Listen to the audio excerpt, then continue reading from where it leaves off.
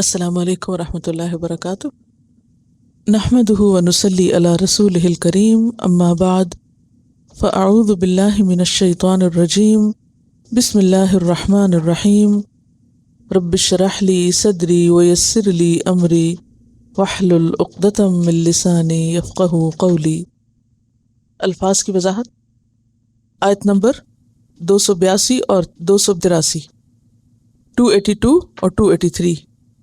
یا ایھا الذین آمنوا، اے لوگو جو ایمان لائے ہو، اذا تداینتم، جب تم باہم لین دین کرو، یعنی قرض کا لین دین، بدین، دین کا۔ دین اور قرض میں تھوڑا سا فرق ہے۔ قرض کا لفظ یہاں ترجمے میں سہولت کے لیے استعمال کیا گیا ہے۔ دین میں وقت یا اجل جو ہے وہ لازم ہوتی ہے، یعنی قرض کا لین دین ایک مخصوص مدت تک کے لیے یا معین مدت کے لیے، اور اس میں صرف مال نہیں، یعنی مال کا لین دین نہیں بلکہ مال کے علاوہ کسی چیز کا بھی ہو سکتا ہے۔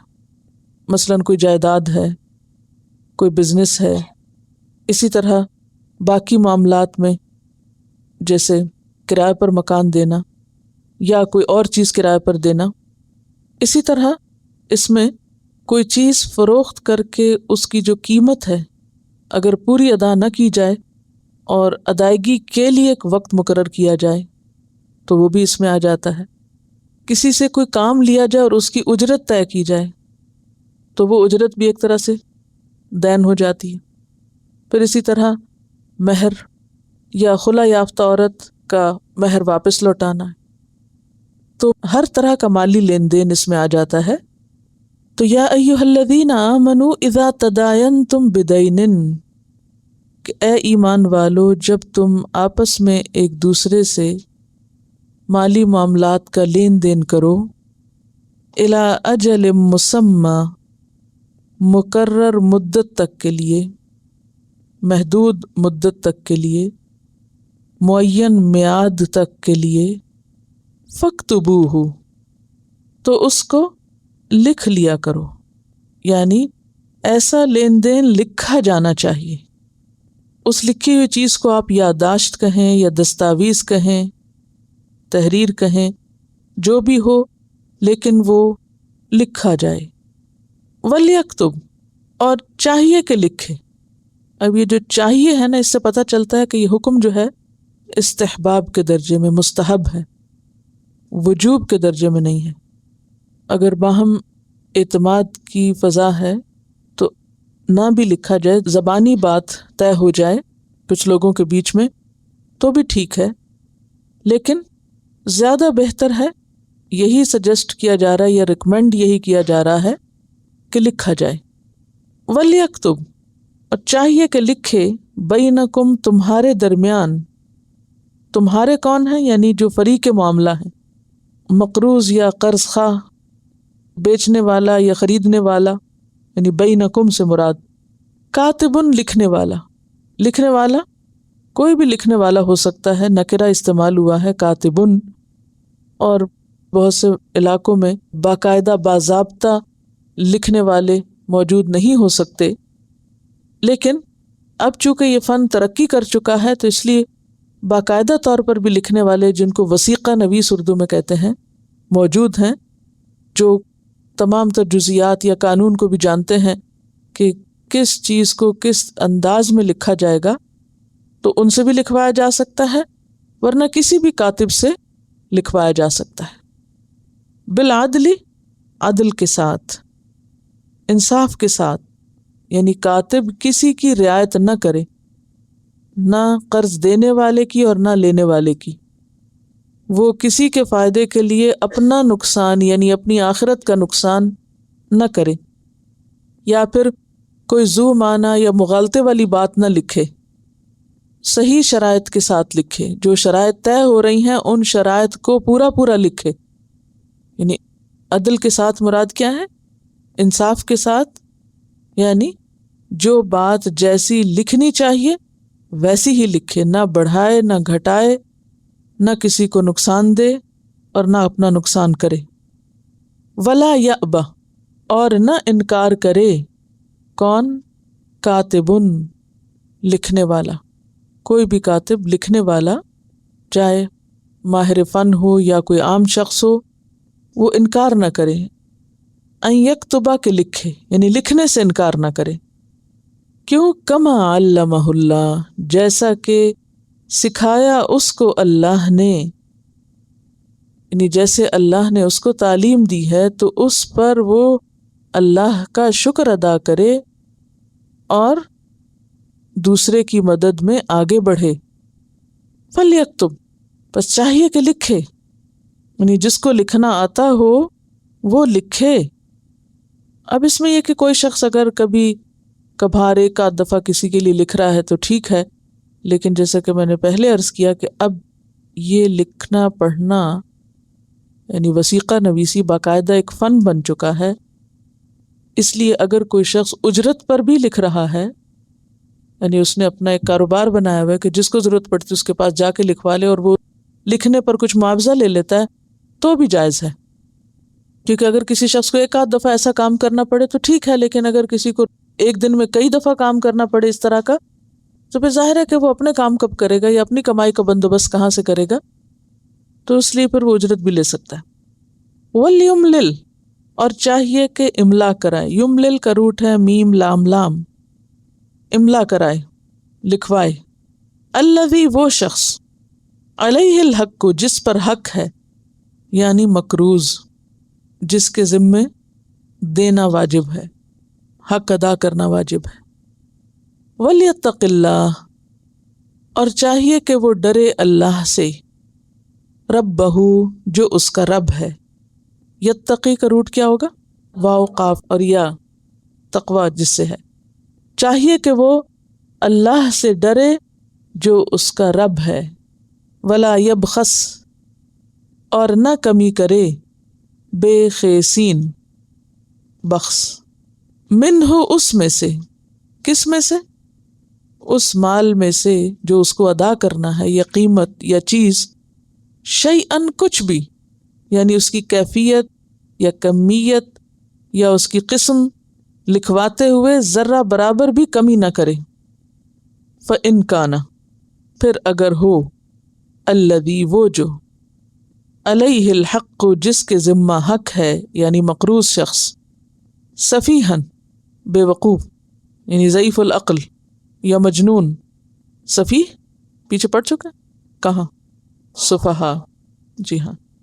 اگر وہ سفیہ ہے یعنی بے وقوف ہے، کم عقل ہے، مثلاً بچہ ہے اس وجہ سے، یا پھر اس کو جنون کی بیماری ہے، یا اتنی سمجھ ہی نہیں ایسے معاملات کی، یعنی مجنون نہیں بھی لیکن ویسے ہی کم عقل ہے، او ضعیفاً، یا کمزور ہے، یعنی ضعیف الجسم ہے، اور اتنی کمزوری ہے کہ بات کرتا ہے اور آدھے میں بھول جاتا ہے، یا بات کرتا ہے اور پوری نہیں کر پاتا، یا بول نہیں سکتا۔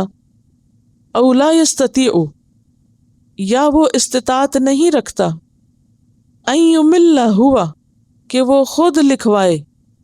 یہ کون سی صورت ہو سکتی ہے کہ انسان لکھوانے کے قابل نہیں ہو سکتا؟ قوت گویائی نہ ہو، یعنی بہرا گنگا ہو، اور لکھوا رہا ہے اور اشاروں سے، تو اس کے اشارے لکھنے والے کو سمجھ نہیں آ رہے، ٹھیک ہے، یعنی وہ لکھوانے کے لائق نہیں۔ ویسے عقل ٹھیک ہے، دیکھیے یہاں لکھوانے کے رستے میں 3 چیزیں رکاوٹ ہیں۔ نمبر 1 کم عقلی، نمبر 2 ضعیف الجسمی، جسم کمزور ہونا، اور نمبر 3 بولنے کے قابل نہ ہونا۔ نمبر 3 کیا ہے؟ بولنے کے قابل نہ ہونا۔ او لا یستطیع ان یمل ہوا، کہ وہ املا کرانے کی استطاعت ہی نہیں رکھتا، املا نہیں کرا سکتا۔ اور یہ کون شخص ہو سکتا ہے؟ جو بول نہ سکتا ہو، یعنی ڈکٹیٹ نہیں کرا سکتا، لکھوا نہیں سکتا۔ فَلْيُمْلِلْ، تو چاہیے کہ لکھوائے۔ کون لکھوائے؟ ولیہ، اس کا ولی، جو اس کا ذمہ دار ہے، گارڈین ہے، اس میں کوئی بھی ہو سکتا ہے، مثلاً باپ ہے یا بھائی ہے یا چچا ہے یا ماں ہے، بہن ہے، یعنی کوئی بھی جو اس کو سنبھالتا ہے۔ یا جو اس کے اشارے سمجھتا ہے، یا پھر اس کا کوئی وکیل ہے، یعنی جو بھی اس کو ریپرزینٹ کرے یا اس کی نیابت کرے وہ لکھوائے. اور وہ بھی کس طرح لکھوائے؟ بالعدل، عدل کے ساتھ. اور عدل میں کیا کیا شامل ہے بتائیے؟ ابھی میں پیچھے وضاحت کر چکی ہوں. نمبر 1، نہ گھٹائے نہ بڑھائے، اور جیسا ہے ویسا کیفیت، کمیت اور نوع یعنی قسم، ان سب کے ساتھ لکھوائے. کمیت ہوتی کوانٹٹی، اسٹرانگ لفظ بول دیا میں نے. کم نہیں ہوتا، کم من، کم، کم کتنا، تو کیا ہے؟ کوانٹٹی. اور کیفیت کیا ہے؟ کیفا، کیسے. یہ عربی کے لفظ ہے جن سے بنا. کیفا کا کیا مطلب ہوتا ہے؟ کیسے نہیں. Quality, number 1 quality, number 2، number 3 quality کیا ہے. کمیت کیا نہیں، ہاؤ مچ، ہاؤ منی. اور نوع کا مطلب قسم کیا ہے. مثلا گندم ہے اگر، تو کئی قسمیں ہوتی ہیں نا گندم کی، تو وہ ساری چیزیں پوری پوری، ٹھیک ٹھیک. پھر یہ کہ الفاظ ذو معنی نہ ہو، کوئی اس میں ابہام نہ ہو جس سے دوسرے کو مس انڈرسٹینڈنگ ہو سکتی ہے اور بعد میں جھگڑا ہو جائے. یہ جان بوجھ کے ایسے لفظ کا استعمال نہ کیا جائے جس سے کسی ایک فریق کو نقصان پہنچنے کا اندیشہ ہو، یہ مراد ہے. فَلْيُمْلِلْ وَلِيُّهُ بِالْعَدْلِ، عدل کے ساتھ لکھوائے. یعنی جو عدل مقروض کو خود کرنا ہے وہی اس کے ولی کو کرنا ہے.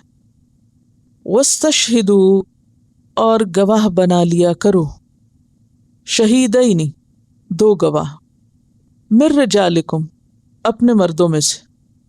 اب یہاں پر اگر وثیقہ لکھا گیا، تحریر لکھی گئی، تو اس پر بھی گواہوں کے دستخط ہو جائیں یا انگوٹھے لگ جائیں تو اچھا ہے. اور اگر لکھا نہیں بھی گیا تو بھی گواہوں کا ہونا بہتر ہے، کیونکہ خدا نخواستہ کل کو کوئی جھگڑا ہوتا ہے جو باہم سلجھایا نہیں جا سکتا اور اس کو عدالت تک لے جاتے ہیں. کیونکہ ہوتا تو ہمارے یہاں ایسے ہی ہے نا کہ جب کوئی لین دین ہوتا ہے اس وقت تو ایک دوسرے پر بہت اعتماد کا اظہار کیا جاتا ہے، دوستی کی بات کی جاتی ہے، یہ جھجک کے مارے نہیں لکھواتے، شرم آتی ہے، حیا آتی ہے. اور پھر جب کوئی گڑبڑ ہوتی ہے تو سارا حیا اور سارا کچھ ایک طرف رکھ کے لڑائی جھگڑے شروع کر دیے جاتے ہیں. اس کے بارے میں ایک حدیث بھی آتی ہے کہ جو شخص تحریر نہیں کرتا اور اس کا حق ضائع ہو جائے تو اسے کوئی اجر نہ ملے گا. یعنی اسے چاہیے تھا کہ لکھوائے، لیکن نہیں لکھوایا، دوسرا پھر گیا، فوت ہو گیا، اس کے وارث مانتے ہی نہیں. بعض اوقات یہ بھی تو ہوتا ہے نا کہ اس شخص کی نیت میں خرابی نہیں، لیکن وہ جو معاملہ کر رہا تھا اس نے کچھ لکھت پڑھت نہیں کی، زبانی بات تھی 2 کے بیچ میں، اور اتنے میں اس کا انتقال ہو گیا. پیچھے وارث جو ہیں وہ اس کا قرض دینے کو یا پھر اس کی کسی بھی چیز کی قیمت دینے کو تیار ہی نہیں. مثلا اس نے گھر خریدا تھا، کوئی وصیت نہیں لکھوائی، کسی کو نہیں بتایا، اور جس کا حق تھا اس نے لکھوایا ہی نہیں، اور بعد میں کوئی ایسی مشکل پیش آئی. تو اب کیا ہوتا ہے؟ پھر معاملے عدالت میں جاتے ہیں، اب گواہوں کی ضرورت پیش آتی ہے. تو اگر کسی نے لکھوایا نہیں اور اس کا حق ضائع ہو گیا تو اس کو کوئی اجر نہیں ملے گا. اور اگر اس نے اپنا حق غصب کرنے والے کے لیے بد دعا کی تو وہ بھی قبول نہ ہوگی. بعض اوقات یہ بھی ہوتا ہے نا کہ انسان کے اوپر ظلم ہو تو وہ کیا کرتا ہے؟ دوسرے پہ بد دعا ڈالتا ہے جو ظالم ہو. اور آپ نے یہ پڑھ رکھا ہوگا یا سن رکھا ہوگا کہ مظلوم کی دعا عرش تک بہت جلدی پہنچ جاتی، لیکن ایسا شخص بظاہر تو مظلوم ہے لیکن اس نے خود اپنی جان پہ ظلم کیا، جب معاملہ ہو رہا تھا لکھوایا ہی نہیں، تو اب اس کی بد دعا بھی قبول نہیں ہوگی. کیوں؟ کیونکہ اس نے اللہ کے حکم کی تعمیل نہیں کی. جب اللہ نے کہا تھا لکھو تو اس نے اس وقت سنا ہی نہیں، اور اب یہ روتا ہے تو اس کی مدد کون کرے؟ بد دعا کرتا ہے تو اس کی بد دعا کیوں سنی جائے؟ کہ قصور تو اس کا اپنا ہی ہے. ٹھیک ہے، سمجھ گئے؟ تو وَاسْتَشْهِدُوا شَهِيدَيْنِ مِن رِجَالِكُمْ، رجالکم سے کیا مراد ہے؟ ایک معنی تو یہی ہے کہ اگر معاملہ مسلمانوں کے درمیان ہو تو پھر گواہ بھی مسلمانوں میں سے ہو. لیکن اگر معاملہ ایک مسلمان اور ایک کافر کے بیچ میں ہے تو اس وقت پھر گواہ دونوں طرح کے ہو سکتے ہیں. یعنی جس کے ساتھ معاملہ ہو، فریق معاملہ جو ہیں انہی میں سے گواہ ہوں گے، یہ مراد ہے۔ فَإِن لَّمْ يَكُونَا رَجُلَيْنِ، پھر اگر دو مرد نہ ہوں، رجلین تثنیہ کا صیغہ ہے، فرجل تو ایک مرد، وامرأتان اور دو عورتیں، اور امرأتن کے لفظ سے پتہ چلتا ہے کہ بالغ عورتیں، بچیاں نہیں، کیونکہ امرأہ کا لفظ بالغ عورت کے لیے استعمال ہوتا ہے۔ ممن ان میں سے جو تردونا تم پسند کرتے ہو، تم راضی ہو، من الشہداء گواہوں میں سے، یعنی اپنی پسند کے گواہ لو جن پر تمہیں اعتبار ہو، یا جن کے بارے میں تم سمجھتے ہو کہ یہ بوقت ضرورت صحیح گواہی دیں گے۔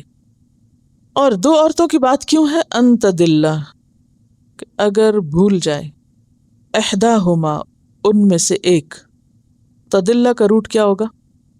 دعاد لام لام دلل، احداہما ان میں سے ایک، فتذکرہ تو یاد کرا دے، تذکرہ دال کاف را ہی روٹ ہے لیکن بھولی ہوئی بات یاد کرانے کے لیے آتا ہے۔ آپ کو یاد ہے فاذکرونی اذکرکم میں نے ذکر کا معنی بتایا تھا آپ کو، ایک یہ ہے بھولی ہوئی بات کو یاد کرنا، اور دوسرے مسلسل۔ تو یہاں پر کیا ہے؟ فتذکرہ بھولی ہوئی بات یاد کرا دے، یعنی اگر وہ بات کر رہی ہے اور کوئی ایک حصہ بھول گئی ہے تو دوسری اس کو وہاں سے یاد کرا دے، مدد کر دے اس کی۔ احداہما ان میں سے ایک، الاخری دوسری کو۔ اچھا یہاں یہ نہیں کہا گیا ان تدل احداہما فتذکر الاخری کہ ایک بھولے تو دوسری یاد کرا دے، یہ نہیں کہا گیا۔ کیا کہا گیا؟ فتذکر احداہما الاخری، اس سے پتہ چلتا ہے کہ دونوں ایک دوسرے کو یاد کرا سکتے، دونوں باہم ڈسکس بھی کر سکتے، ٹھیک، یعنی بات صرف ایک کی نہیں ہوگی، دونوں کی ہوگی، میوچل انڈرسٹینڈنگ کے ساتھ۔ کیونکہ یہاں پر آپ دیکھیں وَاسْتَشْهِدُوا کون سا صیغہ ہے؟ جمع کا، اور تم گواہ بنا لیا کرو تم سب، تو اس میں میوچل انڈرسٹینڈنگ یعنی قرض دینے والا اور لینے والا دونوں کے اوپر ہے، یعنی جس پر دونوں راضی ہوں۔ وَلَا يَأْبَ اور نہ انکار کرے، یأبا کا روٹ ہے حمزہ با یا، ٹھیک ہے، حمزہ با اور یا پیچھے گزر چکا ہے، بالکل گزر چکا ہے۔ ابا واستکبر وکان من الکافرین، تو اس میں جو ابا آپ نے پڑھا تھا وہ بھی حمزہ با یا تھا، تو ابا کا کیا معنی پڑھا تھا پیچھے آپ نے؟ انکار کرنا۔ تو یہاں یہ ہے ولا یأبا اور نہ انکار کرے، یہ بھی ابا سے ہی ہے، حمزہ با یا سے، ٹھیک ہے۔ شہداء شہید کی جمع، شین ہے دال شاہدہ سے شہید۔ اذا ما دعوا جب وہ بلائے جائیں، اور نہ انکار کریں گواہ، کس بات سے انکار نہ کریں؟ آنے سے، گواہی دینے سے۔ اذا ما دعوا جب بھی بلائے جائیں، جہاں بھی بلائے جائیں، کیونکہ اگر معاملہ عدالت میں چلا گیا تو عموماً کیا ہوتا ہے کہ گواہ گواہی دینے سے کتراتے ہیں، ڈرتے ہیں، یا اپنے اوپر ایک بوجھ سمجھتے ہیں کہ یہ کیا مصیبت پڑ گئی، اور خصوصاً اگر انہیں اس کے عوض کچھ ملنا نہ ہو، کوئی معاوضہ نہ ہو، تو ان کی پریشانی اور ہوتی ہے۔ تو ایسے میں کیا ہے کہ ایسی صورت میں کیا نہ کریں؟ انکار نہ کریں، ٹھیک ہے، کیونکہ اگر انہوں نے انکار کیا تو یہ گواہی چھپانا ہو گیا، اور گواہی چھپانا جو ہے وہ گناہ کا کام ہے، اور ویسے بھی ایک دوسرے کی مدد کا موقع ہے نا۔ اور یہ اخلاق اور کردار بھی کب پیدا ہو سکتا ہے؟ کہ جب ایسے شخص کو بلایا جائے مدد کے لیے کہ آؤ گواہی دو کہ کسی کے حق کی ادائیگی کا وقت ہے، اور وہ انکار نہ کرے، تو یہ کب ہو سکتا ہے؟ کون کر سکتا ہے؟ جس کے دل میں اللہ کا خوف ہو، جس کو آخرت پر یقین ہو۔ تو یاد رکھیے کہ کوئی بھی قانون اور کوئی بھی کام اس وقت تک درست نہیں ہو سکتا جب تک کہ خدا کا خوف نہ ہو۔ وَلَا تَسْأَمُوا اور نہ تم اکتاؤ، نہ تھکو، سین حمزہ میم اس کا روٹ ہے، سأم کا معنی ہوتا ہے اکتانا، تھکنا، اور نہ تم تھکو، کس بات سے؟ ان تکتبوہ، کہ تم لکھو اس کو، کس کو؟ دین کو، صغیرن، چھوٹا ہو، او کبیرن، یا بڑا ہو۔ ایک تو یہ کہ اس کی کوانٹٹی چھوٹی ہو یا بڑی ہو، اور دوسرا یہ کہ اس کی چھوٹی تفصیل یا بڑی تفصیل، دونوں معنی ہو سکتے ہیں۔ الی اجلہ، اس کی مدت تک، مقرر مدت تک۔ تو اس سے کیا پتہ چلتا ہے کہ دین ہوتا ہی کیا ہے؟ جس میں مدت کا ایلیمنٹ شامل ہو۔ ذالکم، یہ بات، کون سی بات؟ یہ جو تھکنے اکتانے والی ہے کہ تھکو نہیں، اکتاؤ نہیں، لکھ لو، چھوٹا ہو یا بڑا ہو۔ ذالکم اقسط، زیادہ انصاف والی ہے۔ اقسط کا معنی ہے اقوم، اعدل، عند اللہ، اللہ کے ہاں۔ واقوم، اور زیادہ قائم کرنے والی ہے، للشہادت، گواہی کو، یعنی اس سے زیادہ درست گواہی ادا ہو سکے گی۔ وہ ادنا، اور قریب تر ہے، اللہ ترتابو، کہ تم شک میں نہ پڑو۔ ترتابو کا روٹ کیا ہوگا؟ رے یہ بے، پیچھے کہاں پڑا ہے ریب؟ لا ریب فیہ۔ تو اس سے پتہ چلتا ہے کہ معاملات آپس میں اتنے واضح ہو جانے چاہیے کہ لوگوں کے دلوں میں کوئی شک نہ ہو، اطمینان ہو۔ الا، مگر، ان تکونا، کہ ہو، تجارتاً، تجارت، حاضرتاً، حاضر، آمنے سامنے، دست بدست، قیمت دی اور چیز لے لی۔ جیسے عام طور پر آپ دکان پہ جاتے ہیں، کوئی چیز خریدتے ہیں، پیسے دے کے آ جاتے ہیں، اور ضروری نہیں کہ آپ کو رسید بھی ہر دفعہ ملے۔ تو اس طرح کی اگر چھوٹی موٹی چیز کا لین دین ہو رہا ہے تو رسید کا لین دین نہ بھی ہو تو کوئی حرج نہیں۔ تدیرونہا، تم گھماتے ہو اس کو۔ تدیرونہ کا لفظ جو ہے دال واو رے سے ہے، دور کہتے ہیں گھمانے کو۔ اس سے ملتا جلتا کوئی لفظ پیچھے پڑا ہے؟ دائرہ، دیار۔ تدیرونہا یعنی آپس میں گھماتے ہو اس کو۔ کیسے گھماتے ہو؟ یعنی ایک پیسے دے رہا ہے، دوسرا چیز لے رہا ہے، ٹھیک ہے نا؟ آپ نے پیسے دیے، اس نے چیز دے دی، تو یہ کیا ہو گیا؟ ایک دائرہ بن گیا بینکم، آپس میں۔ فلیس علیکم جناح، تو تم پر کوئی گناہ نہیں، اللہ تکتبوہا، کہ نہ تم لکھو اس کو۔ واشہدوا اذا تبایعتم، اور گواہ بنا لیا کرو جب کہ تم آپس میں لین دین کرتے ہو، تجارت کرتے ہو، اور خاص طور پر کوئی بڑا سودا ہو۔ چھوٹے موٹے بزنس یا تجارت میں نہیں، بلکہ بڑے سودوں میں۔ مثلاً بڑا سودا کون سا ہو سکتا ہے؟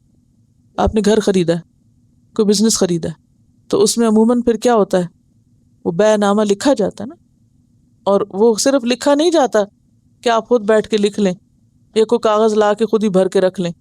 پھر کیا ہوتا ہے لکھنے کے بعد؟ اس پہ گواہ ہوتے ہیں، اس پہ سٹیمپس لگتی ہیں۔ اور چھوٹی موٹی تجارت میں کیا ہوتا ہے عام طور پر؟ جسے واؤچر دیتے ہیں۔ ولا یدارہ، اور نہ نقصان دیا جائے۔ یدارہ کا روٹ کیا ہوگا؟ دواد رے رے، ضرر۔ کاتبن، کاتب، کاتب کو نقصان نہ دیا جائے۔ کاتب کو نقصان کیسے ہو سکتا ہے؟